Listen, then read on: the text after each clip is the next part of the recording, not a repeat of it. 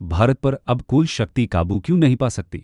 दुनिया अचानक भारत की उभरती शक्ति से इतनी डरी क्यों है कि वे या तो साथ देने या फिर विरोध करने की जुगत में लगे हैं? पिछले कुछ महीनों में ही भारत वैश्विक नाटक के एकदम केंद्र में रहा है।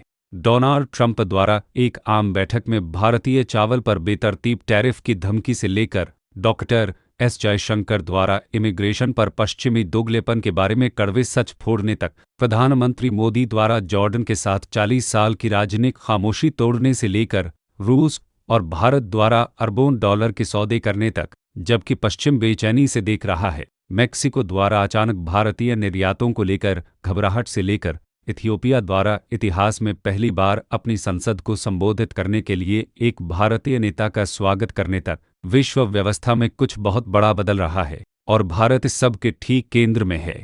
ये सिर्फ राजनीति नहीं है, ये भारत का पुराने नियमों से अब खेलने से इनकार है।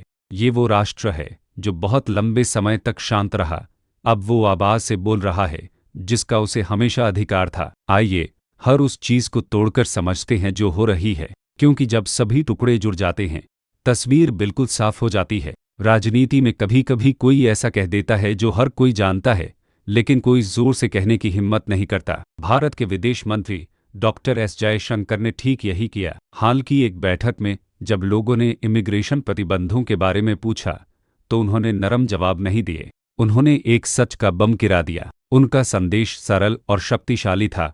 जो देश आर्थिक विकास चाहते हैं लेकिन उस विकास को रचने वाले प्रतिभाशाली लोगों को रोकते हैं, वे हार जाएंगे। शायद नहीं, वे हार जाएंगे। सोचिए वो क्या कह रहे हैं। एआई, उन्नत टेक्नोलॉजी और आधुनिक विनिर्माण की आज की दुनिया में प्रतिभाशाली लोग ही सब कुछ हैं, और प्रतिभाशाली लोग बंद सीमाओं पर इंतजार नहीं करते। अगर एक देश उन्हें बाहर रखता है तो वे बस कहीं और चले जाएंगे। काम रुकेगा नहीं, वो बस उस देश में होगा जो उनका स्वागत करने में समझदार है।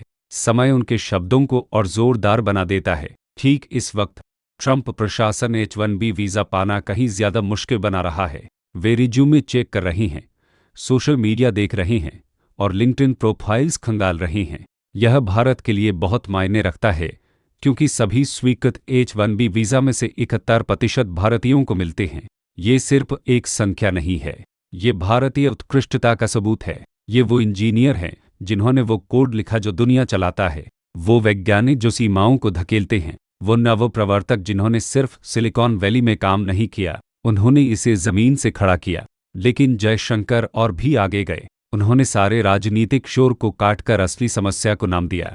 पश्चिमी देशों में आप्रवासियों की वजह से नौकरियों की समस्या नहीं है, उन्हें नौकरियों की समस्या है क्योंकि उन्होंने अपने कारखाने चीन ले गए। आप्रवासियों ने नौकरियां छीनी नहीं, अमेरिकी कंपनियों द्वारा कारखाने विदेश ले जाने ने छीनी, और फिर उन्होंने वो कहा जो पश्चिमी राजनेता स्वीकार नहीं करेंगे। पश्चिम आप्रवासियों के बिना जीवित नहीं रह सकता। सबूत साफ है, जब इमिग्रेशन सिर्फ 1% बढ़ता है तो आर्थिक उत्पादन 5 साल के भीतर लगभग 1% बढ़ जाता है। अकेले अमेरिका में इमिग्रेशन अगले 10 साल में अर्थव्यवस्था में करीब $9 ट्रिलियन जोड़ देगा। 9 ट्रिलियन, ये मदद या दान नहीं है, ये भारी धन सृजन है। माइग्रेंट यूएस पेटेंट का 25% से ज्यादा सृजन करते हैं। अप्रवासियों की कंपनियां शुरू करने की संभावना 80% ज्यादा होती है। गूगल, माइक्रोसॉफ्ट और कई अन्य टेक दिग्गजों को चला रहे सीईओ आप्रवासी। अस्पतालों में स्वास्थ्यकर्मी आप्रवासी, खाना उगाने वाले खेत मजदूर आप्रवासी। उनके बिना पश्चिमी अर्थव्यवस्थाएं सिर्फ धीमी नहीं पड़ती, वे बिखर जाती हैं। यूरोप और अमेरिका की आबादी बूढ़ी हो रही है।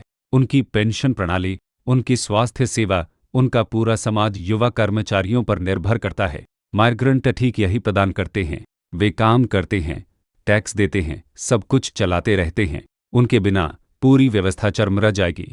तो फिर वे आप्रवासियों को प्रतिबंधित क्यों कर रहे हैं? जयशंकर का जवाब सरल है, राजनीति। चीन में सस्ते श्रम के लिए एक बड़े कॉरपोरेशन द्वारा अपना कारखाना ले जाने को स्वीकार करने से हैदराबाद के एक इंजीनियर को दोष देना आसान है। दशकों के बुरे फैसलों का सामना करने से बाहरी लोगों को दोष देना आसान है।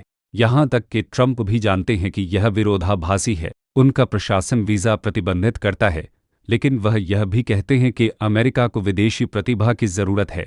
विरोधाभास स्पष्ट है, लेकिन जयशंकर यह नहीं कह रहे कि सीमाएं पूरी तरह खुली होनी चाहिए।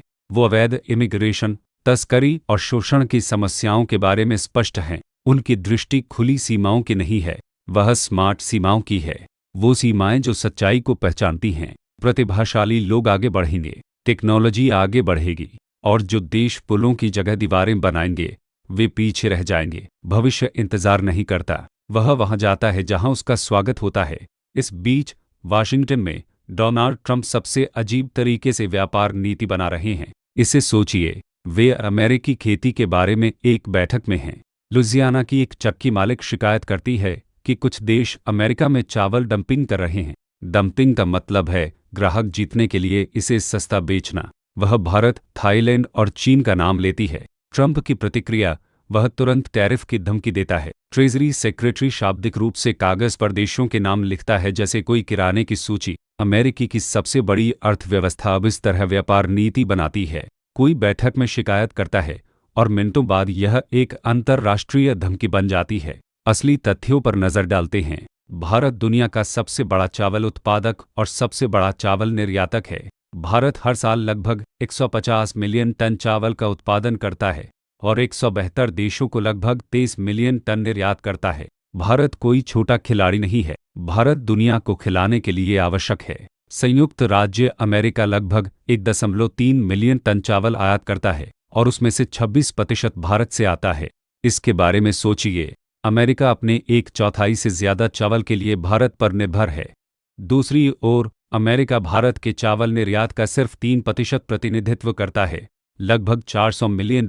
गणित सरल है, क्या बदलना आसान है? भारत का 3% जो दर्जनों अन्य देशों को बेचा जा सकता है या घर पर भी इस्तेमाल किया जा सकता है, या अमेरिका का 26% जिसका मतलब है कि अमेरिकी खरीदारों को ऊंची कीमतें और कम चावल का सामना करना पड़ेगा। भारत की स्थिति मजबूत है, लेकिन ट्रंप इसे स्वीकार नहीं करेंगे क्योंकि वे अपनी ही गलतियों में फंसे हुए हैं। उन्होंने चीन पर टैरिफ लगाए तो चीन ने अमेरिकी कृषि उत्पाद खरीदना बंद कर दिया और अर्जेंटीना और ब्राजील से खरीदना शुरू कर दिया। उन्हीं टैरिफों ने अमेरिकी खेती को और महंगा बना दिया। ट्रैक्टर, उर्वरक, अब हर चीज की कीमत ज्यादा है।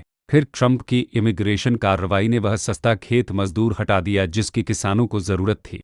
नतीजा, अमेरिकी किसानों को इस सीजन में 43 बिलियन तक का नुकसान होगा। 43 बिलियन, ये वो लोग हैं जिन्होंने ट्रंप को वोट दिया, जिन्होंने उनका समर्थन किया, अब उन्हीं की नीतियों से बर्बाद हुए। उनका समाधान, किसानों को 12 बिलियन सहायता देना। सोचिए ये कितना पागलपन है। आयातों पर टैरिफ लगाओ, वो टैरिफ किसानों को बर्बाद कर दें, फिर उन टैरिफों से मिले पैसे से किसानों की मदद करो। ये कोई नीति नहीं है, ये एक चक्कर में चलता हुआ तबाही का खेल है। लेकिन नुकसान सिर्फ खेतों तक नहीं रुकता। आम अमेरिकी लोग भी पीड़ित हैं। लगभग 40% कहते हैं कि उनकी वित्तीय हालत खराब है। अमेरिकी महंगाई अक्टूबर में पहली बार जनवरी के बाद 3% पर पहुंच गई। तो ट्रंप आगे बढ़ते हैं और लोगों से कहते हैं कि कीमतें नीचे आ रही हैं, सिवाय इसके कि वे नहीं आ रही। टैरिफ पर उनकी बड़ी शर्त पूरी तरह से उल्टी पड़ गई है और भारत उनके मैसे में फंसता जा रहा है। पहले H-1B वीज़ा, फिर रूसी तेल, अब चावल। हर बार ऐसा लगता है कि व्यापार सौदे पर प्रगति हो सकती है। ट्रंप सूची में कुछ नया जोड़ देते हैं, सब कुछ और जटिल बना देते हैं। एक अमेरिकी व्यापार टीम के जल्द ही नई दिल्ली जाने की उम्मीद है, लेकिन ट्रंप के अप्रत्याशित व्यवहार के साथ एक बड़ा सवाल बना रहता है, क्या यह वास्तव में प्रगति की ओर ले जाएगा या यह सिर्फ और नाटक है? जब सभी ने सोचा कि व्यापार अराजकता काबू में है, तो मेक्सिको कूद पड़ा। देश ने घोषणा की कि वह एशियाई आयातों पर टैरिफ बढ़ा रहा है, जिसमें भारतीय उत्पाद भी शामिल हैं। उन देशों से माल पर 50% तक जिनके साथ उनके व्यापार समझौते नहीं हैं। ये टैरिफ अप्रैल 2026 में शुरू हुए। भारत का दूतावास मेक्सिको में चिंता जता चुका था सितंबर में जब बिल पहली बार पेश हुआ था। अब हर कोई असली नुकसान देख सकता है। भारत हर साल मेक्सिको को $5.3 बिलियन का माल निर्यात करता है। अकेली कारें लगभग $1 बिलियन की हैं। मैक्सिकन ग्राहकों के लिए भारतीय कारखानों में बनी वोल्क्सवैगन, होंडा, निसान और मारुति सुजुकी की कॉम्पैक्ट कारें नए टैरिफ के साथ कारों पर आयात कर 20% से बढ़कर 50% हो जाएगा। ये कोई छोटा बदलाव नहीं है, ये एक पूरी तरह से गेम चेंजर है। हर कार कंपनी को सब कुछ फिर से सोचना होगा। लेकिन ये सिर्फ कारें नहीं हैं। टैरिफ लगभग 1500 प्रकार के उत्पादों को प्रभावित करते हैं। प्लास्टिक, वस्त्र, स्टील, मशीनरी, इलेक्ट्रॉनिक्स, सभी को 35% तक कर वृद्धि का सामना करना पड़ रहा है। भारतीय उत्पाद जो पहले प्रतिस्पर्धी थे अब बहुत महंगे हो गए हैं। मेक्सिको यह क्यों कर रहा है? वे ट्रंप की रणनीति की नकल कर रही हैं, स्थानीय कारखानों और नौकरियों की सुरक्षा। लेकिन इसमें और भी कुछ है। अमेरिका मेक्सिको का सबसे बड़ा आर्थिक भागीदार है और अमेरिका मेक्सिको पर उत्तर अमेरिकी व्यापार में चीन की भूमिका कम करने का दबाव डाल रहा है। टैरिफ योजना मेक्सिको के लिए $3.7 बिलियन का टैक्स धन भी ला सकती है, जिससे उनकी बजट समस्याओं को ठीक करने में मदद मिलेगी। यह एक ऐसे देश के लिए एक बड़ा बदलाव है जो मुक्त व्यापार पर बना था। भारत के लिए सबक स्पष्ट है, सारे अंडे एक टोकरी में मत रखो। कोई भी देश सिर्फ कुछ निर्यात बाजारों पर निर्भर नहीं रह सकता। भारत को मजबूत घरेलू आपूर्ति श्रृंखलाओं की जरूरत है, विनिर्माण शक्ति को बढ़ाने की जरूरत है, रणनीतिक भंडार बनाने की जरूरत है। भारत ने यह काम पहले ही शुरू कर दिया है। आत्मनिर्भर भारत की पुश सिर्फ गर्व के बारे में नहीं थी, यह स्मार्ट योजना थी। इसमें पहचाना गया कि वैश्विक व्यापार एक हथियार बन रहा है और देशों को सुरक्षा की जरूरत है। जब पश्चिम दीवारें बनाने में व्यस्त था, भारत के प्रधानमंत्री पुल बना रहे थे।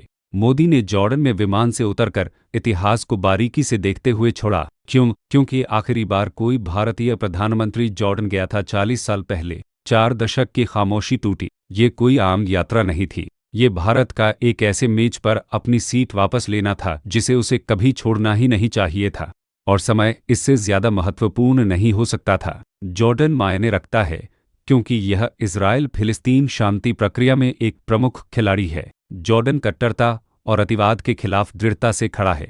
भारत इन मूल्यों को साझा करने वाले साझेदारों के साथ करीबी संबंध चाहता है। वार्ता में हर चीज शामिल थी, ऑस्ट्रेलिया में हाल के आतंकी हमले से लेकर गाजा संघर्ष तक और दुनिया भर में फैल रहा आतंकवाद तक। लेकिन यहाँ यह वास्तव में स्मार्ट हो जाता है। यह दौरा सिर्फ सुरक्षा के बारे में नहीं था, यह अस्तित्व के बारे में था। भारत का अस्तित्व। भारत जॉर्डन से भारी मात्रा में उर्वरक आयात करता है, फॉस्फोरिक एसिड जिसकी भारतीय किसानों को खाना उगाने के लिए सख्त जरूरत है। एक संयुक्त व्यवसाय $860 मिलियन का है जो भारत की जरूरत का एक बड़ा हिस्सा पूरा करता है ताकि वह अपने लोगों को खिला सके। खाने की कीमतें हर जगह बढ़ रही हैं, आपूर्ति श्रृंखलाएं टूट रही हैं और भारत पूरी तरह से सुनिश्चित कर रहा है कि अस्थिर वैश्विक बाजारों की वजह से उसके किसानों को नुकसान न उठाना पड़े। यह स्मार्ट प्लानिंग है, यह अपने लोगों की सुरक्षा करना है, जबकि बाकी सब सिर्फ इसके बारे में बात कर रहे हैं। रक्षा सहयोग पर भी चर्चा हुई। भारत और जॉर्डन ने 2018 में एक रक्षा सौदा किया था। अब वे इसे और भी मजबूत बनाने के तरीकों को देख रहे हैं, क्योंकि आज की दुनिया में सुरक्षा साझेदारियां वैकल्पिक नहीं हैं, वे अस्तित्व के लिए जरूरी हैं। यह दौरा दोनों राष्ट्रों के बीच 75 साल की दोस्ती का भी प्रतीक है, 3/4 सदी, और मोदी की मौजूदगी ने एक स्पष्ट संदेश दिया। भारत अपने पुराने दोस्तों को महत्व देता है और भविष्य के लिए और भी मजबूत बंधन बनाने के लिए तैयार है। जॉर्डन के बाद मोदी इथियोपिया गए और यह पड़ाव कुछ और भी गहरा मायने रखता था। क्योंकि इथियोपिया सिर्फ एक देश का नहीं बल्कि ग्लोबल साउथ का प्रतिनिधित्व करता है, उन राष्ट्रों का जिन्हें बहुत लंबे समय से अनदेखा, कम आंका और शोषित किया गया है। मोदी ने इथियोपिया की संसद के एक संयुक्त सत्र को संबोधित किया, ऐसा करने वाले पहले भारतीय नेता। उस पल की ताकत के बारे में सोचिए, एक भारतीय प्रधानमंत्री इथियोपियाई विधायकों के सामने खड़ा होकर एक आगंतुक की तरह नहीं बल्कि एक साझेदार की तरह, एक समान की तरह, किसी ऐसे व्यक्ति की तरह बोल रहा है जो जानता है कि दुनिया में अपनी जगह के लिए लड़ना क्या होता है। भारत का इथियोपिया के साथ गहरा संबंध है। इथियोपिया में 650 से ज्यादा भारतीय कंपनियां निवेशित हैं जो कृषि, इंजीनियरिंग, वस्त्र और विनिर्माण में $5 बिलियन से ज्यादा डॉलर लगा रही हैं। भारतीय व्यवसाय सिर्फ पैसा कमाने नहीं आए, वे कुछ स्थायी बनाने आए।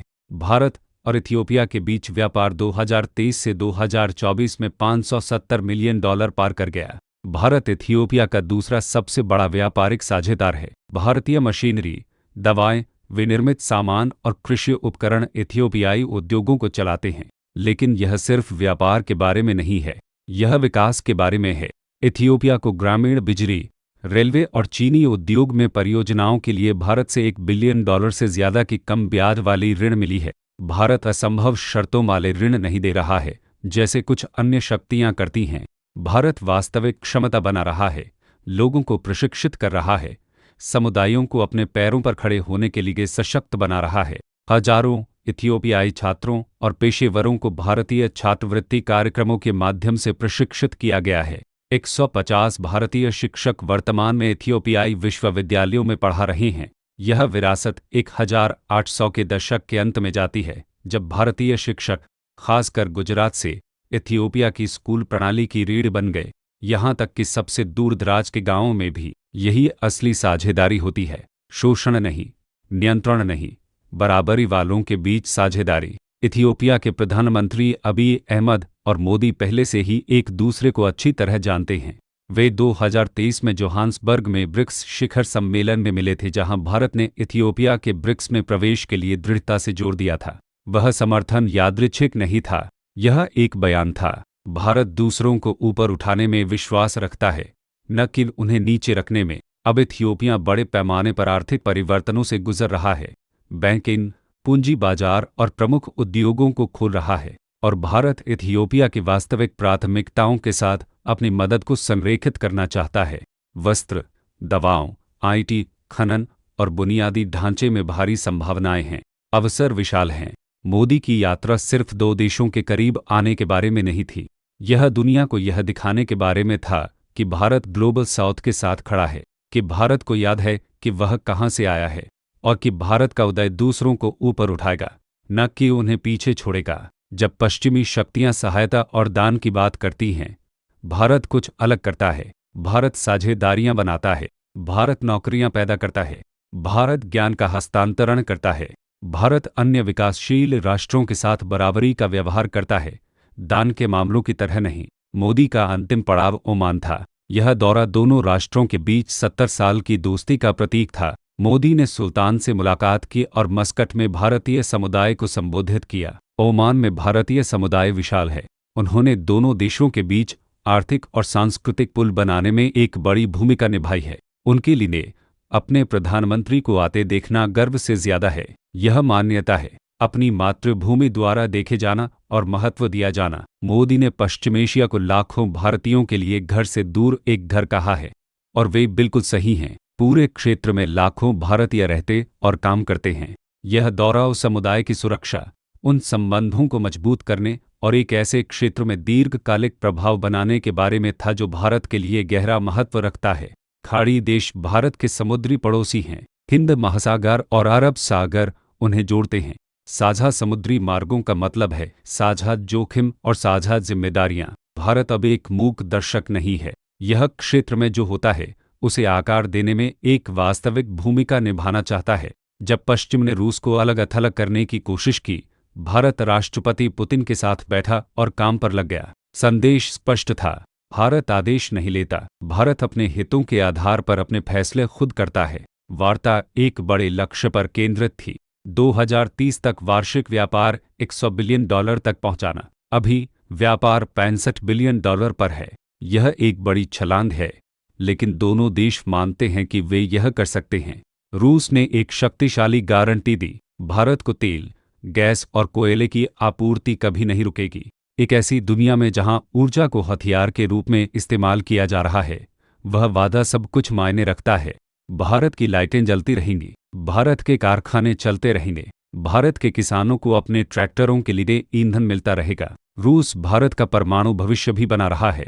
तमिलनाडु में कुडनकुलम परमाणु ऊर्जा संयंत्र भारत का सबसे बड़ा है, जो रूसी तकनीक से बना है। 2 रिएक्टर पहले से ही काम कर रहे हैं, 4 और बनाए जा रहे हैं। पुतिन ने मॉड्यूलर रिएक्टर और फ्लोटिंग परमाणु ऊर्जा संयंत्र जैसी उन्नत परमाणु तकनीक के बारे में भी बात की। यह भारत की ऊर्जा स्वतंत्रता का भविष्य है। लेकिन यहाँ शानदार हिस्सा है, भारत ने संतुलन के लिए जोर दिया। बहुत लंबे समय तक भारत रूस से खरीदता रहा, लेकिन बहुत कम वापस बेचता रहा। अब यह बदल रहा है। रूस ने भारत से अधिक समुद्री उत्पाद और कृषि सामान खरीदने पर सहमति व्यक्त की। उन उत्पादों को याद है, वे ठीक वही हैं जिन पर अगस्त में ट्रंप के 50% टैरिफ लगे थे। भारतीय निर्यातक पीड़ित थे। अब रूस एक वैकल्पिक बाजार की पेशकश कर रहा है। जब एक दरवाज़ा बंद होता है तो भारत दूसरा खोलता है। रक्षा सहयोग भी विकसित हो रहा है। भारत पहले सिर्फ रूसी हथियार खरीदता था, अब वे एक साथ निर्माण कर रहे हैं। प्रौद्योगिकी हस्तांतरण, संयुक्त विनिर्माण भारत के अंदर रक्षा भाग बना रहे हैं। रिश्ता खरीदार विक्रेता से सच्चे साझेदारों की ओर बढ़ रहा है। भारत और रूस ने एक श्रमिक गतिशीलता सौदा भी किया। लगभग 70,000 भारतीय पेशेवर अब रूस में निर्माण, इंजीनियरिंग, वस्त्र विनिर्माण और इलेक्ट्रॉनिक्स में काम कर सकते हैं। इस बीच रूसी पर्यटकों को भारत के लिए 30 दिवसीय मुफ्त ई वीज़ा मिलता है। संबंधों को और मजबूत करने के लिए रूस में 2 नए भारतीय वाणिज्य दूतावास खोले गए। दोनों राष्ट्रों ने आतंकवाद के खिलाफ एकजुट रुख अपनाया। जम्मू और कश्मीर और मॉस्को में हमलों की निंदा की। उन्होंने आतंकवाद के सभी रूपों, सीमा पार आतंक वित्तपोषण और आतंक सुरक्षित ठिकानों से लड़ने के लिए प्रतिबद्धता जताई। यूक्रेन युद्ध संयुक्त बयान में नहीं था, लेकिन मोदी ने इसके बारे में निजी तौर पर बात की। उनका संदेश लगातार रहा है, संवाद और राजनीति ही शांति का एकमात्र रास्ता है। लेकिन शिखर सम्मेलन में कुछ और भी शक्तिशाली दबा हुआ था, कुछ ऐसा जो अगले 100 साल तक भारत के भविष्य को आकार देगा। भारत और रूस ने शिपिंग समझौते किए जिन्हें ज्यादातर लोगों ने नजरअंदाज कर दिया। बड़ी गलती। ये समझौते भारत को एक समुद्री महाशक्ति बनाने के बारे में हैं। भारत 2 बड़े ब्लूप्रिंट को आगे बढ़ा रहा है, मैरीटाइम इंडिया विजन 2030 और सागरमाला 2047 लक्ष्य अर्थव्यवस्था के $30 ट्रिलियन तक पहुंचने तक भारत को एक समुद्री दिग्गज में बदलना है। जरूरत निवेश 80 लाख करोड़ रुपए तक। बंदरगाह, जहाज, लॉजिस्टिक्स, समुद्री मार्ग जो वैश्विक चोक पॉइंट्स को बाईपास करते हैं। समझौते 3 महत्वपूर्ण गलियारों पर केंद्रित हैं, international north south transport corridor या INSTC, Chennai Vladivostok eastern maritime corridor और आर्कटिक से होकर नॉर्दर्न सी रूट। INSTC एक गेम चेंजर है। यह समुद्र, रेल और सड़क के माध्यम से ईरान से होकर भारत और रूस को जोड़ता है। सुएज नहर के रास्ते 40 दिन लेने वाला माल अब सेंट पीटर्सबर्ग से मुंबई सिर्फ 25 दिनों में पहुंचेगा। लागत 30% गिर गई, पारगमन समय 40% कट गया। रणनीति शानदार है। सुएज के आसपास लगातार समस्याओं, संघर्षों, नाकाबंदियों, राजनीतिक अराजकता के साथ भारत अपने व्यापार मार्गों में विविधता ला रहा है। INSTC सीधे ईरान के चाबहार बंदरगाह से भी जुड़ता है, जहां भारत की पहले से मजबूत मौजूदगी है। फिर जहाज निर्माण है। बहुत लंबे समय तक भारत विदेश निर्मित जहाजों पर निर्भर रहा, यह बदल रहा है।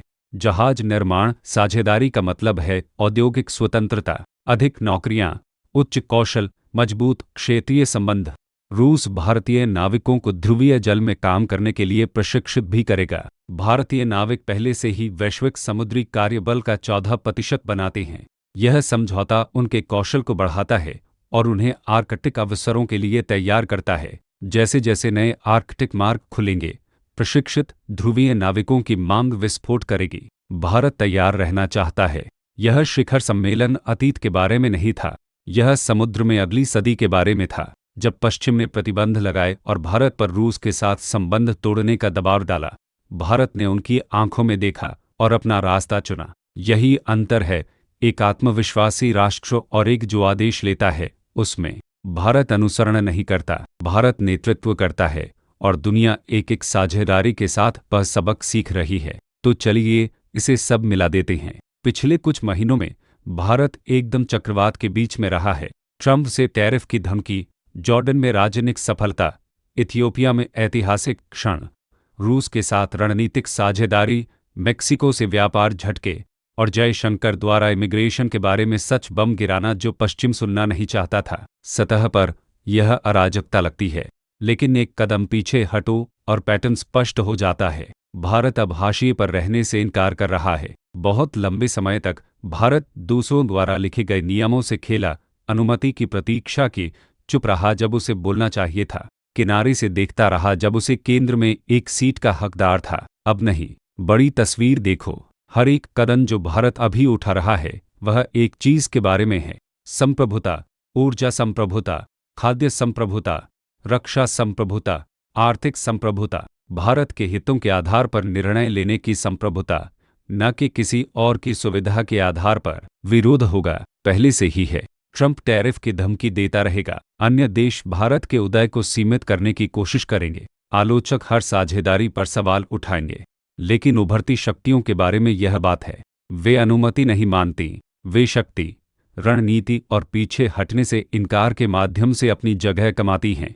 भारत 1.44 बिलियन लोगों का घर है, हजारों साल पुरानी एक सभ्यता, दुनिया की तीसरी सबसे बड़ी अर्थव्यवस्था बनने के रास्ते पर एक अर्थव्यवस्था, एक सेना जो ग्रह पर सबसे जटिल सीमाओं में से एक की रक्षा करती है, एक प्रवासी जो दुनिया के हर कोने में उत्कृष्ट रहा है। यह भारत के उदय की शुरुआत नहीं है, भारत हमेशा से इसके लिए नियत था। जो अब हो रहा है वह भारत का वह वापस लेना है जो हमेशा से उसका अपना अधिकार था। दुनिया देख रही है, कुछ प्रशंसा के साथ, कुछ ईर्ष्या के साथ, कुछ डर के साथ, लेकिन हर कोई देख रहा है क्योंकि गहराई में वे सभी एक ही सच जानते हैं। 21वीं सदी उन लोगों द्वारा नहीं बनाई जाएगी जो पुरानी शक्ति से चिपके रहते हैं, यह उन लोगों द्वारा आकार दिया जाएगा जिनमें नए रास्ते बनाने का साहस है। और भारत सिर्फ उस रास्ते पर नहीं चल रहा, भारत उसे पत्थराहट कर रहा है। तो यहाँ अंतिम सवाल है, जब इस युग का इतिहास लिखा जाएगा तो क्या दुनिया उन देशों को याद रखेगी जिन्होंने भारत को रोकने की कोशिश की, या फिर वे उस पल को याद रखेंगे जब भारत ने तय किया कि अब कुछ भी उसे रोक नहीं सकता? प्लीज़ लाइक, सब्सक्राइब, शेयर करें और एक कमेंट छोड़ें। अगर आपको वीडियो पसंद आए तो यहाँ दिए गए किसी भी QR कोड से मुझे एक कॉफ़ी खरीदने पर विचार करें।